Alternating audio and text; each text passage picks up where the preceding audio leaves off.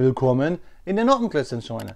Mein Name ist Blockstar und Freunde, das heutige Set hätte ich euch gerne unter anderen Umständen vorgestellt, mit einem etwas fröhlicheren, neutralen Hintergrund. Leider ist dem nicht so und auch das alles ist in dieses Set eingeflossen. Ich stelle euch heute nämlich von Kobi die MiG-29, das Set 5833 vor, den legendären Ghost of Kiev. Aber ich stelle euch nicht nur das Set vor, ich zeige euch auch die Minifigur dazu, die 2021, die es schon mal bei mir auf dem Kanal als Short zu sehen gab. Kommt mit mir jetzt hier auf den Bautisch, dann alles weitere zu diesem Flugzeug.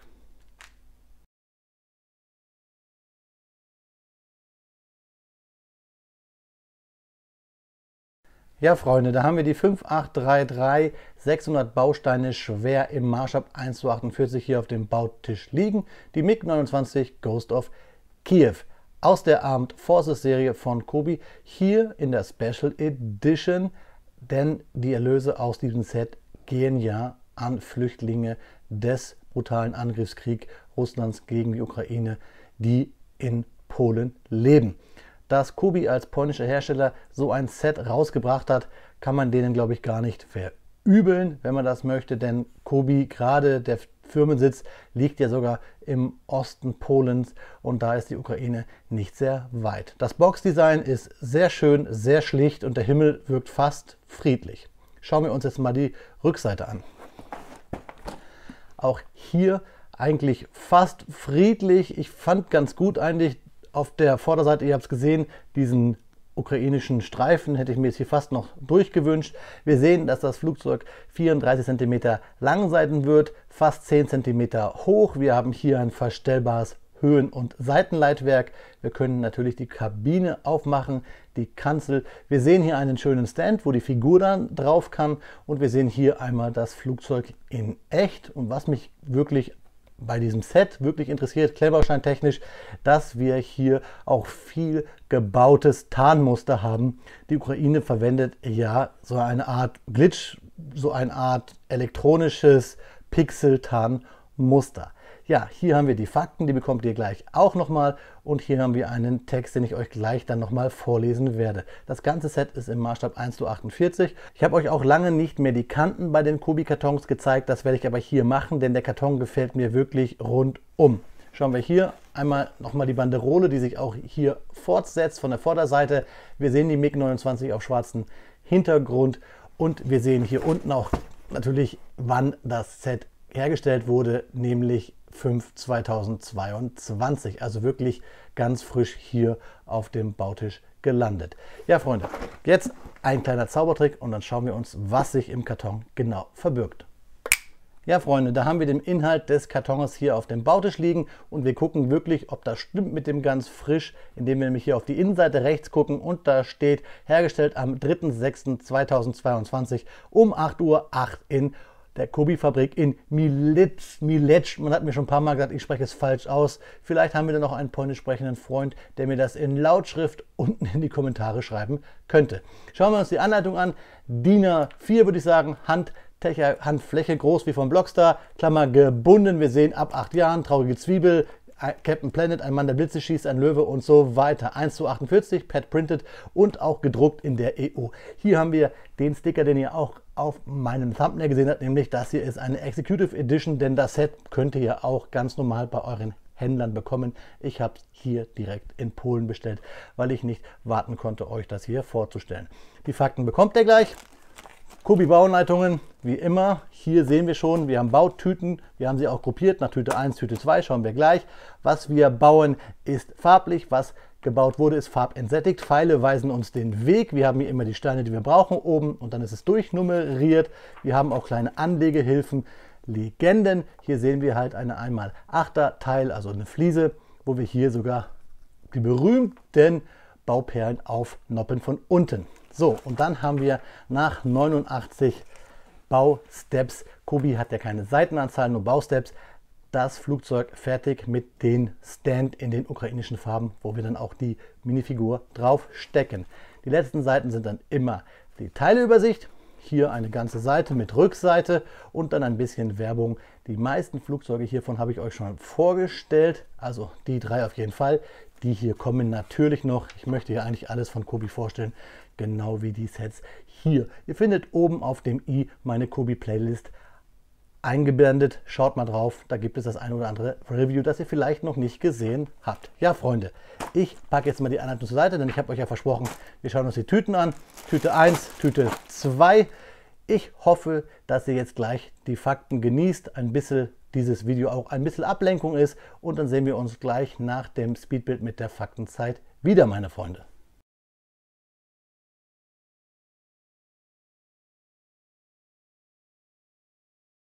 Speedbildzeit ist Faktenzeit und natürlich sprechen wir heute hier über die MiG-29, die uns hier ja technisch als Vorlage für das Cobi-Set 5833 liegt. 1972 begann man in der Sowjetunion über eine neue Jägergeneration nachzudenken. Auslöser waren die westlichen Projekte der späteren McDonnell Douglas F-15 und Lockheed Martin F-16.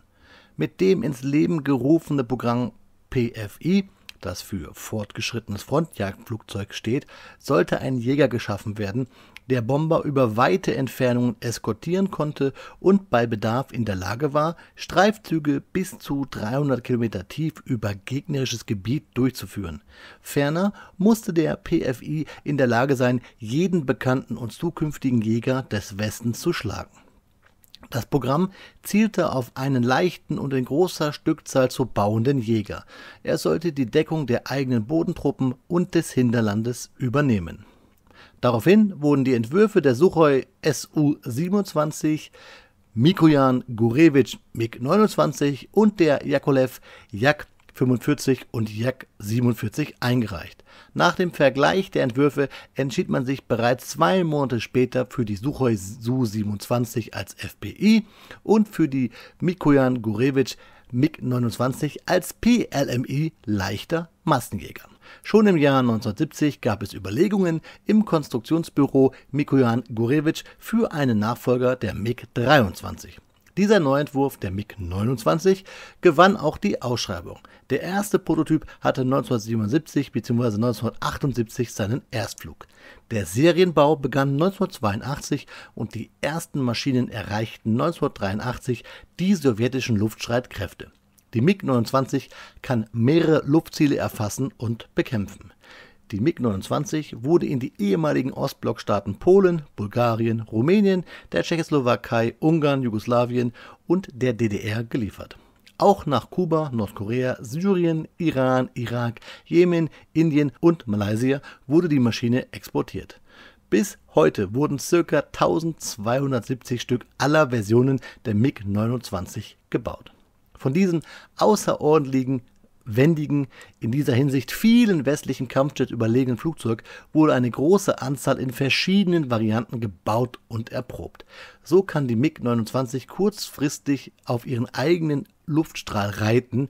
Das ist das sogenannte Cobra-Manöver, was ich euch im Intro gezeigt habe. Das Cobra-Manöver kann von Kampffliegern im Luftkampf eingesetzt werden. Erstmals wurde es Mitte der 80er Jahre von Viktor Pugatschow auf einer Suchoi Su-27 in der Öffentlichkeit demonstriert. Neben der Veranschaulichung der Manövrierfähigkeit moderner Jets soll es im Luftnahkampf dazu dienen, mittels plötzlicher Reduzierung der Fluggeschwindigkeit den verfolgenden Gegner zum Überholen zu zwingen, um so selbst in eine günstigere Schussposition im Dogfight zu gelangen. Das Abbremsen wird durch eine schlagartige Erhöhung des Luftwiderstandes des Flugzeugs bewirkt, indem der Flugzeugbug senkrecht nach oben gestellt wird. Die Flügelkonstruktion mit breiter Flügelwurzel bringt einen großen Teil des Auftriebes durch den Rumpfansatz, was die Langsamflugeigenschaften verbessert. Typisch für die MiG-29 sind die großen Klappen, die die Luftansaugschächte der Triebwerke am Boden abdecken, um ein Eindringen von Fremdkörpern zu vermeiden. Beim Start saugen die Triebwerke Luft über Lamellenschächte auf der Rumpfoberseite an. Am Heck befinden sich die Luftbremse und ein Bremsschirm. Die Maschine besitzt einen 16-Bit-Bordcomputer, einen Frontscheibenprojektor HUD, zuzüglich eines Monitors, eine bordeigene Fehlererkennung, ALEKRAN und 2 Sensorsysteme. Mit dem Radar können Luftziele circa in der Reichweite von 70 Kilometern erfasst werden und mit dem FLIR, dem Laserentfernungsmesser, eine Reichweite von ungefähr 7 Kilometern, der Laserklasse 3 in Deutschland, die Infrarotziele bekämpft werden. Bemerkenswert ist auch eine Helmvisieranlage, die es dem Piloten erlaubt, mittels Kopfbewegungen ein Ziel anzuvisieren. Die Zielsuchköpfe der Raketen erhalten dann automatisch die Zielparameter. Ja, Freunde, ich hoffe, die Fakten haben euch bis hierher gefallen. Ich möchte euch aber nochmal sagen, dass ich euch gerne dieses Flugzeug in anderen Zeiten präsentiert hätte, in glücklicheren, in friedlicheren. Ich finde dieses Flugzeug wunderschön, diese Form ist super, aber es ist nun mal eine Waffe. Und trotzdem möchte ich betonen, dass Waffen keine Menschen umbringen, Menschen bringen Menschen um. In diesem Sinne, leider ist die Welt kein Wolkenkuckucksheim. Ich würde es mir aber wünschen, so naiv bin ich. In diesem Sinne, Freunde, mit diesen etwas bedächtigeren Worten jetzt ins Review. Da geht es wieder um Klemmbausteine und danach bekommt ihr dann nochmal ein paar Fotos wie versprochen.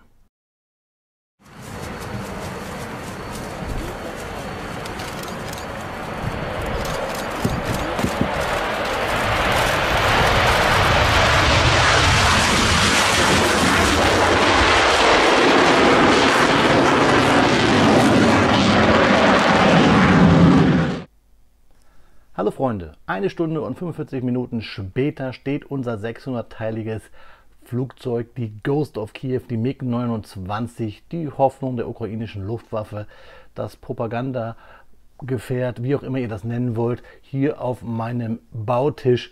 Ein richtig schönes Set. Das Warten hat sich gelohnt. Ich habe hier mal stellvertretend die F-16 und die F-18 als ja imaginäre Brüder im Geiste bzw. Feinde des Kalten Krieges hier gegenübergestellt.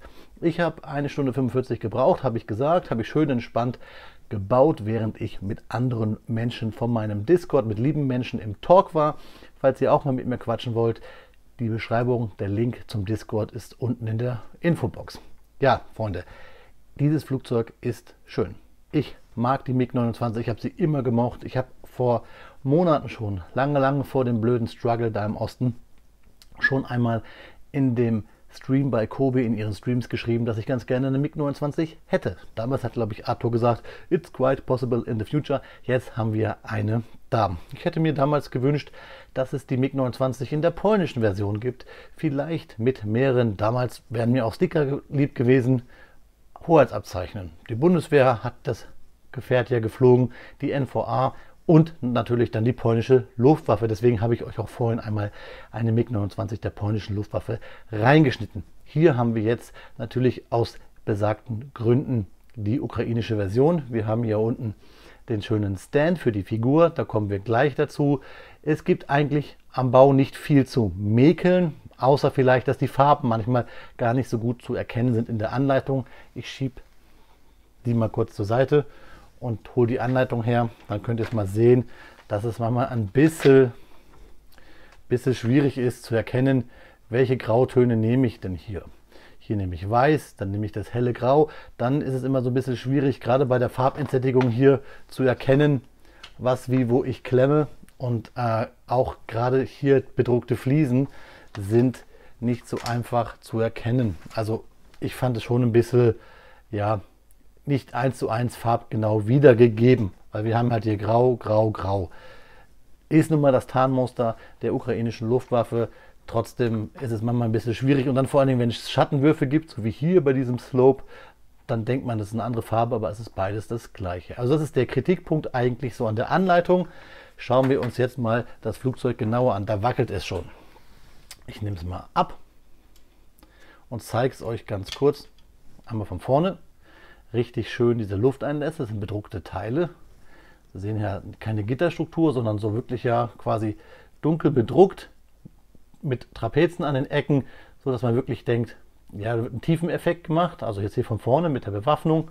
Von oben natürlich am spektakulärsten wegen diesem Pixeltarn, dieses Glitchmuster, dieses viereckige, ja, Creeper-mäßig. Finde ich eigentlich ganz cool. Ja, dann haben wir hier natürlich die ukrainische Kokarde und hinten das Wappen. Ich habe lustigerweise noch alte Kobi Grunwald bzw. Tannenberg-Set. Da sind ja auch Kobi-Streiter, wollte ich gerade sagen. Da sind ukrainische Ritter oder Landsknechte dabei. Die haben ja auch schon damals dieses Wappen. Also sehr, sehr historisch. Dann von hinten diese Turbinen, die ich immer finde, die sehen aus wie vergrößerte Schraubdeckel von Acrylfarbe oder von Zahnpasta. Aber sie glänzen auch ganz schön, das finde ich gut. Dann halt hier nochmal von der Seite, die andere Seite. Da seht ihr das gebaute Seitenleitwerk hier. Lustige Technik, aber wir haben es halt gebaut. Auch gerade, dass wir es hier bewegen können. Bisschen schade ist das Höhenleitwerk, das hier auf solchen Hinges ist, aber wir können es halt nur in die Neutralstellung bringen, weil wir nach oben halt keine Bewegung haben. Somit fliegt der Flieger nur in eine Richtung. Naja, also ihr seht es hier mit den Hinges, wir kommen nicht weiter nach oben. Hängt auch an diesen Zweien, finde ich ein bisschen wackelig, aber es hält. Ne? Also jetzt sage ich es, da geht es ab, weil es nur auf 2 Noppen da hält und halt hier auf diesen 2 Noppen, auf den hohlen Noppen. So, also das ist vielleicht mit das fragilste an diesem Set, das Höhenleitwerk. So, von oben nochmal schauen. Diese Flügelfeilung gefällt mir richtig gut. Sieht ein bisschen aus, finde ich, lacht mich aus wie ein Schmetterling mit den Mustern, also irgendwie ein ukrainisches Faunauge. Dann habe ich hier 2 Teile, die ich noch nie gesehen habe. Bitte schreibt mir mal in die Kommentare, ob die jetzt auch neu sind. Das sind hier, ich weiß nicht, wie man es nennt, Kufen, die wir hier reinklemmen in diese offenen 1x2er Slopes und hier vorne so eine Abrundung bilden. Finde ich ganz cool. Hätten sie aber auch gleich durchziehen können. Wenn sie das nur für dieses Set entwickelt hätten, hätte Kobi es auch ruhig länger machen können. Ich habe jetzt leider keine Fingernägel, Freunde. Ich komme nicht dran, aber man klemmt sie hier rein und hat halt hier vorne diese Rundung. Finde ich gut, aber wenn sie es extra für das Set gemacht haben, hätten sie es auch durchziehen können für hinten. Und dann, wo ich richtig gefreut habe mich, sind diese auch Slopes, die auch eine gewisse Rundung erzeugen, hier vorne für die Tragfläche, die Tragflächenübergänge. Finde ich richtig gut, dass Kobi jetzt diese Steine, die zwar jetzt hier so ein bisschen kantig daherkommen, es aber trotzdem rund machen und glatt machen, gerade auch von der Entfernung her. Da finde ich das gut, dass es jetzt solche Steine gibt. Freue ich mich auf alles, was dann noch kommt bei Kobi. Was ich ein bisschen schade finde, ist, dass wir hier oben ein Gap haben, auch beim Cockpit. Da übrigens steht auch wieder drauf, ne? Ghost von Kiew oder Ghost of Kiew, also der Geist von Kiew. Aber hier oben haben wir halt die Kante, aber die brauchen wir halt auch, um die Kanzel aufmachen zu können. Sonst würde es nicht gehen. Also auch da wieder ein bisschen Kompromiss. Die Figur kennen wir, ne? Ist wieder so eine beschnittene Figur, also ohne Beine. Aber wieder mit dem Aufdruck des ukrainischen Piloten hier. Sieht auch ein bisschen ähnlich aus. Eigentlich, ich hole jetzt mal her, wie die Figur von Ghost of Kiew. Ich wollte es eigentlich später machen, aber seht ihr halt auch da blaue Taschen und haben wir hier halt auch von dem wahrscheinlich Gehanzug beziehungsweise von dem Fallschirm. Haben wir hier also auch. Logischerweise hat aber hier der Pilot keine ukrainischen Hoheitsabzeichen auf seine Schulter. Zu dir kommen wir gleich nochmal. Ihn packen wir mal an die Seite. Was ich aber cool finde, ist, dass wir hier so den Schleudersitz gebaut haben und auch ein bisschen Instrumente und auch vorne hier dieses Funk nicht, ist wahrscheinlich der Infrarotsensor. Ich wusste, was es ist. Es ist auf jeden Fall ein Gerät für die elektronische Kriegsführung, sagen wir es mal so. So, wir packen ihn wieder rein, klappen es zu. Trotzdem ganz schön hier auch dieser Übergang in Schwarz. Also mir gefällt das Flugzeug richtig gut. Jetzt schauen wir mal von unten. Schön gelöst, fast alles glatt und wirklich diesen Gap hier unten, den gibt es wirklich. Das sieht jetzt ein bisschen vielleicht so blöd aus. Beim Bauen habe ich auch die ganze Zeit gedacht, so, oh, was soll denn dieser Schlitz? Aber es ist so. Das sind halt die Lufteinlässe für die Triebwerke, die nach hinten durchgehen. Das haben wir oft bei russischen Modellen. Ja, wir haben 6 Bomben, Raketen, wie auch immer, kennen wir, werden hier aufgenopft auf diese Jumper, diese versetzten. Finde ich auch eine lustige Bautechnik. Also wir haben hier ganz, ganz viele Bügelperlen in diesem Set gehabt. Wenn ihr also Bügelperlenmangel habt und eigentlich ein bisschen Geld über habt und das wollt ihr der Flüchtlingen zukommen lassen, kauft euch dieses Set, legt die Steine an die Seite und ihr habt viele Bügelperlen. Nicht Spaß natürlich, aber finde ich richtig gut. Ja, Fahrwerk, take it or leave it, also wird hier aufgenoppt. Finde ich auch lustig, dass das hier in grün ist, also die grüne Radnabe. Wenn wir es in der fliegenden Position haben, nehmen wir es einfach ab und hier auch. Und hier ist es sogar nur so reingeklippt. Das heißt, ihr müsstet dann einmal es komplett abnehmen. Ich mache es jetzt mal für euch. Und das ist eigentlich ziemlich schwer. So. So, das Teil müsst ihr komplett abnehmen. Dann das Fahrwerk hier rausnehmen, weil wir es hier in das Loch gegenkontern. So, deswegen lassen wir es, weil ich lasse das Fahrwerk natürlich dran. Denn was ich so immer blöde finde, ist, wenn man Fahrwerk an- oder abbauen muss, dass die Steine dann irgendwo im Eck rumfliegen, und ich habe es immer ganz gerne zusammen. So, kommen wir zum Stand. Der ist richtig easy, den hätte ich auch designen können. Der Schriftzug ist jetzt auch nicht besonders, aber ich denke mal, hier geht es um das Ganze, und ganz cool ist halt auch hier oben diese von mir schon oft gewünschten Noppen zum Aufnoppen von Minifiguren. Und hier haben wir dann die Möglichkeit, unsere Minifigur, den Ghost of Kiev, da aufzunoppen. Der kommt zwar in der Tüte mit so einem kleinen Transclear-Stand, also dem gleichen Teil wie hier, aber das legen wir jetzt zur Seite. Das Teil kann dann ruhig gerne rumschwören, und dann packen wir die Figur hier drauf. Diese Figur werde ich an euch ja noch mal verlosen. Nicht jetzt, da kommen wir später zu. Vielleicht gibt es mal irgendwann eine Friedensfeier oder so weiter. Den Grund werde ich mir noch aussuchen, euch diese Figur zu verlosen. Ich habe sie ein paar Mal noch besorgt. Ich werde sie noch öfter verlosen, denn die Figur konnte man ja für einen guten Zweck kaufen. Ja, also da ist die Figur. Hier ist, wie gesagt, dieser G-Anzug. Wir nehmen auch mal hier kurz den Schlauch ab, dann kann man es ein bisschen besser sehen. So, Kamera stellt scharf, da sehen wir ein bisschen was, und der Herr hat natürlich auch ein Gesicht. So, nehmen wir die Maske mal ab, das seht ihr jetzt nicht. So, da haben wir den Herrn mit Gesicht. Wie gesagt, die Figur gehört nicht zum Set, die gab es und gibt es ja immer noch zu kaufen. Wie gesagt, bei diesen ganzen beiden Sets, bei diesem, also hier der 2021 für die Figur, die Nummer, und bei der 5833 sollen ja die Erlöse an die geflüchteten ukrainischen Menschen in Polen gehen. So, und jetzt das, was ich euch zeigen wollte. Wir noppen sie hier auf und können dann unseren Flieger, unser Flugzeug, unseren MiG-29 hier auch aufklöppeln, und dann haben wir alles zusammen. Die Figur und unsere MiG-29. Und das finde ich richtig cool. Also Tarnmuster richtig super, die Figur aufzunoppen richtig gut, weil das wollte ich ja schon immer, habe ich im letzten Video schon gesagt, habe ich mir auch ein paar Mal schon selber gebaut, aber das finde ich richtig gut, finde ich Kobi, unabhängig natürlich jetzt von diesem Set, dass das was Besonderes sein muss, finde ich es trotzdem gut, Kobi, wenn ihr das öfter machen würdet, wenn ihr gerade so besondere Figuren dabei habt. Jetzt auch wieder ein anderer Fall, weil es die Figur nicht dazu gab, aber wir hatten ja schon den Jan Sumbach bei der Spitfire und, also finde ich schon, dass man, wenn man so Figuren extra druckt, schöne Figuren, dann macht diese Noppen mit drauf. Bitte, bitte. Und jetzt zeige ich euch trotzdem die MiG nochmal, weil sie hat es einfach verdient. So. Natürlich hier die andere Seite nochmal. Schön auch hier die Gittersteine, die Einlässe oder Auswürfe für die MGs vielleicht. Ich weiß es nicht genau, ich denke mal eher für die Triebwerke. Und die kommt schon stark daher. Wie gesagt, ich hätte mir gerne einen anderen Anlass gewünscht, euch dieses Set vorzustellen in einer friedlicheren Zeit. Aber leider können wir uns das nicht aussuchen. Ja, so. Ich habe eigentlich alles gesagt. Es gibt jetzt noch ein paar Detailfotos, und dann schauen wir uns noch einmal zum Abschluss in die Augen, meine Freunde.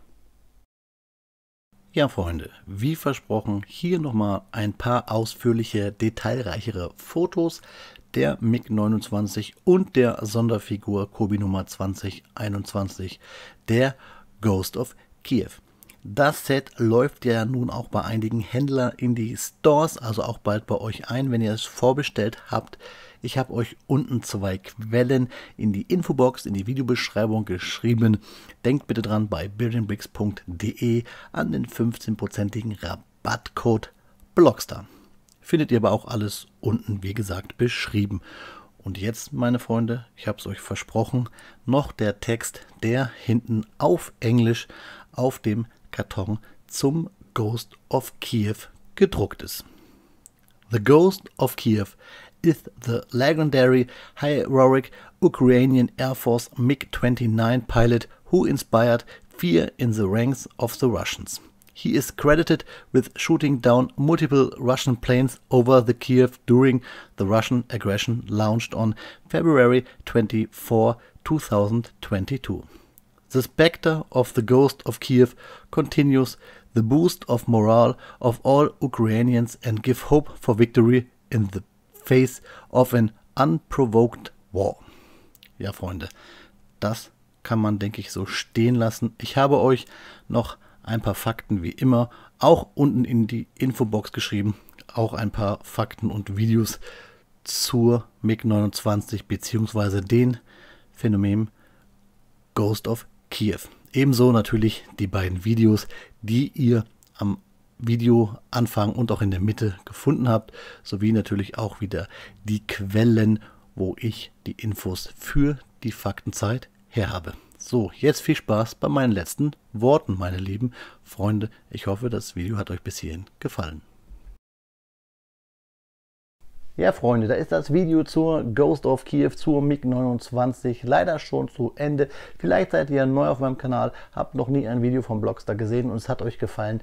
Ja, dann möchte ich euch auf dem i oben in die Ecke meine Kobi-Playlist ans Herz legen. Ich habe schon das ein oder andere Kobi-Set hier vorgestellt und auch hier die Ghost of Kiev, die 5833, wird nicht das letzte Set bleiben. Schaut bitte auch in die Videobeschreibung, das habe ich jetzt schon oft gesagt, aber noch was Wichtiges, ich werde euch unten auch einen Spendenlink zum UNESCO Kinderhilfswerk verlinken, reinschreiben.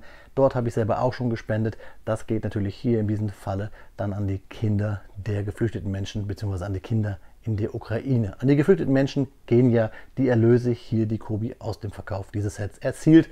Deswegen mal was Besonderes, was Tolles, hier ein Klemmbaustein-Set vorzustellen. So hat es mal wieder so richtigen Sinn. Außer natürlich, dass ich euch ein bisschen Wissen wieder auf die Festplatte schaufeln konnte, hat es halt auch noch diesen Gewinn. Also haben wir alle was davon.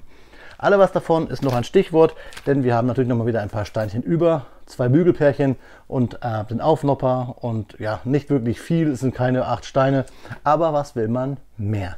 In diesem Sinne, Freunde, vielen Dank, dass ihr zugeschaut habt. Würde mich noch freuen, wenn ihr ein bisschen was für den Algorithmus tut, also ein paar Kommentare, Daumen hoch, Daumen runter, Glocke und ein Abo wären ganz nice. Darüber freut sich mein Kanal, darüber freut sich der Google-Algorithmus, darüber freut sich der Blockstar und ich weiß, wenn ich mich freue, freut ihr euch auch. Also, ich wiederhole mich da. In diesem Sinne, bleibt gesund, bleibt friedlich. Auf Wiederbauen, euer Freund, der Blockstar.